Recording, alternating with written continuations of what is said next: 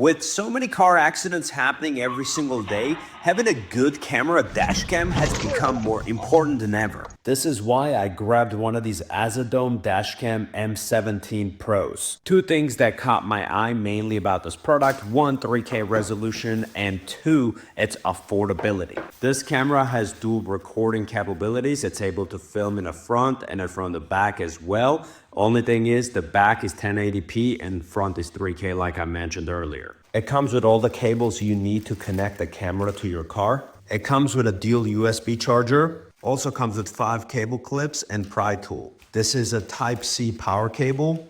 These are dry and wet wipes. These are the electronic stickers. Last thing in a box, just like any other responsible product, a detailed menu. This camera also comes with a 64GB mini SD card, which is inside right here. You just press this and comes right up. This camera does feel light, but it does not feel like it's a cheap build quality. Kind of feels like my GoPro in a way, just slightly bigger. Let's remove this lens protector. Before we install this camera, let's go over some button functionalities.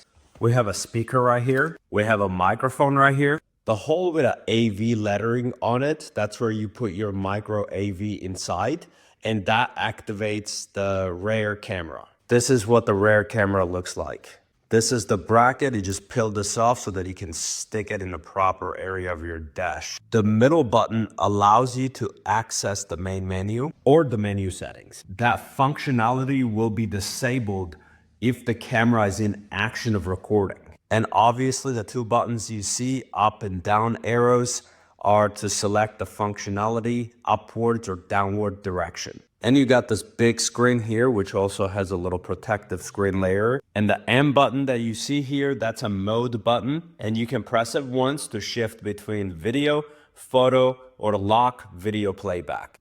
This first button allows you to start recording. You can also adjust this lens based on your angle.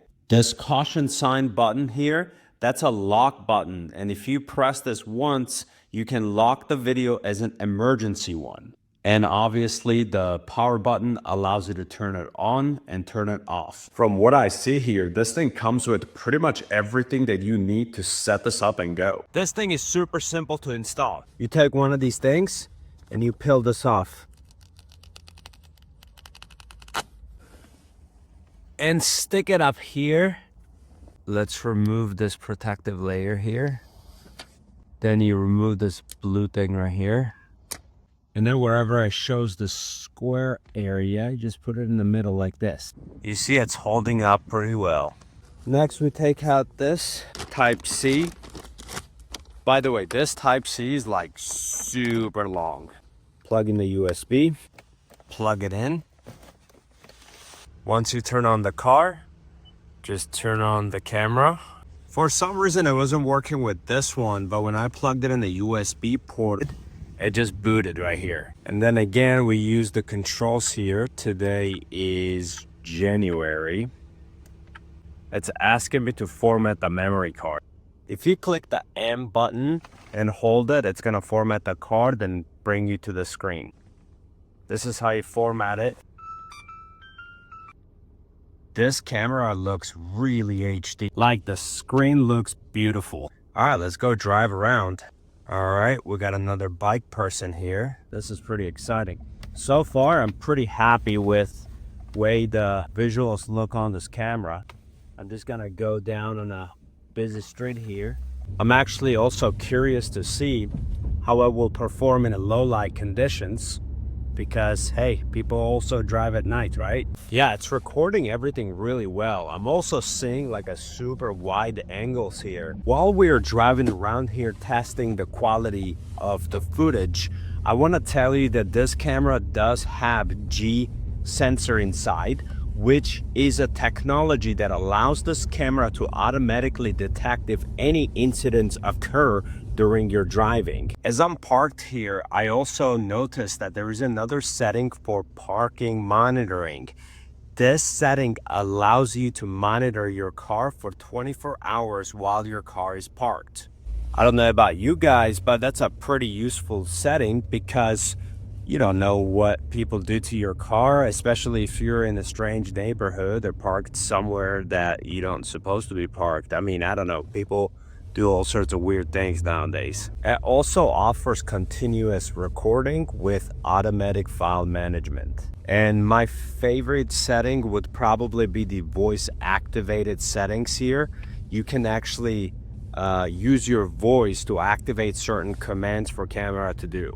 I also found it really interesting that it also has the ability for you to do time lapse with this camera. I want you to take a look at this footage here. This is me driving, and as you can see, everything looks nice and steady. I think the visuals look really nicely defined. I drove quite a bit with this camera on just for me to fully test the footage and SD card capabilities, and SD card did not fill up so quickly. Just right out of the box, you don't have to modify the settings on increasing the quality of your camera. This thing was automatically shooting in 3K. And just as I mentioned earlier, this camera does have a wide view capabilities, and you're seeing that here in my footage as a test demonstration. We're seeing the intersection, we're seeing the cars passing by, we're seeing the two lanes next to me, we're seeing the right lane next to me. I mean, this thing pretty much gives us the eyes wherever we need it. I want to quickly go back to the microSD card conversation. Even though it comes with a 64GB card, it does support the microSD cards up to 256GB. In the manual, I also read that this thing comes with an enhanced night vision capabilities, and that's going to be the next thing that we're going to take a look at here. It's getting darker outside. This is a perfect opportunity for us to test this. Not only it's dark outside, but we also have rain. Wi-Fi is connected. My windows are looking a little bit foggy here, and I also haven't turned on my windshield wipers. Right now, we're gonna also test the sound of the speaker. You should be able to hear everything. I did have the other footages silenced, but you're directly hearing me from the camera right now. And I'm about 3 feet away from it with my space. So this is what the audio sounds outside. I'm gonna honk now so you guys can hear what it sounds like from outside. Sounds pretty good. Here's the blinker sounds. All right, now it's pretty much dark outside. So let's go put this night vision thing to test. Giving you a live report here. I am clearly seeing that camera.